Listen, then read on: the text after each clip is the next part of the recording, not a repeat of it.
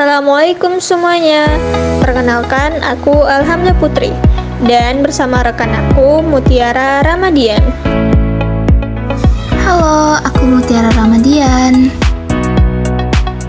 Di sini kami akan membahas mengenai salah satu pendekatan kualitatif, yaitu historis. Langsung saja ke pembahasannya.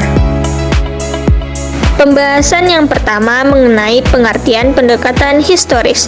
Nah, menurut Suryadi Suryabrata, pendekatan historis yaitu penelitian yang bertujuan untuk merekonstruksi secara sistematis dan objektif dengan mengumpulkan, mengevaluasi, serta menganalisis bukti-bukti untuk menegakkan fakta dan memperoleh kesimpulan.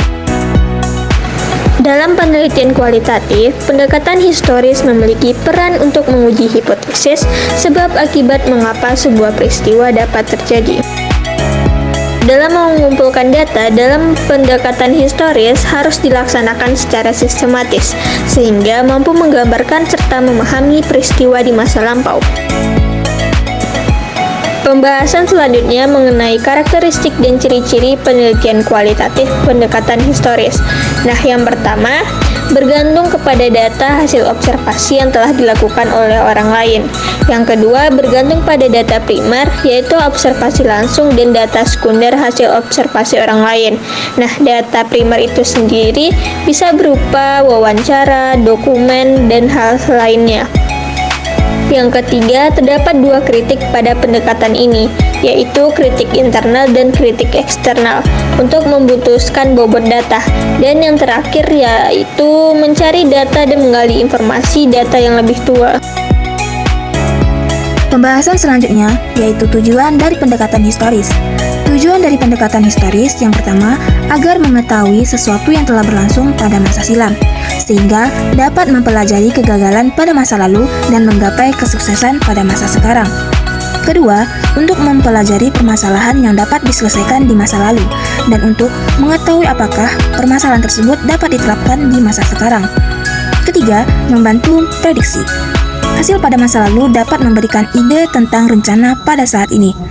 Yang keempat, untuk pengujian hipotesis yang berkaitan dengan kecenderungan.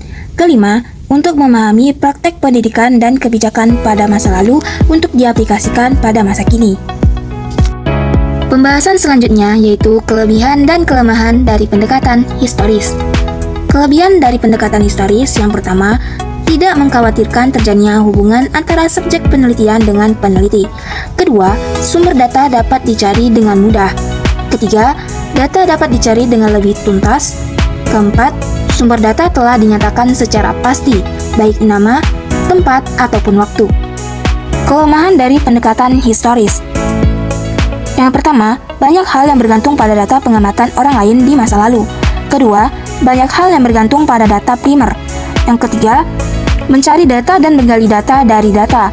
Yang keempat, yang tidak diterbitkan maupun tidak dikutip ke dalam bahasa acuan standar. Pembahasan yang terakhir yaitu jenis-jenis pendekatan historis. Yang pertama, ada penelitian historis komparatif untuk membandingkan beberapa faktor dari fenomena sejenis di masa lampau. Kedua, penelitian historis yuridis untuk menyelidiki hal yang berkaitan dengan hukum di masa lampau. Ketiga, penelitian biografis untuk meneliti kehidupan subjek penelitian serta hubungannya dengan masyarakat. Terakhir, penelitian bibliografis untuk menganalisa dan membuat generalisasi dari pendapat para ahli pada suatu organisasi atau masalah.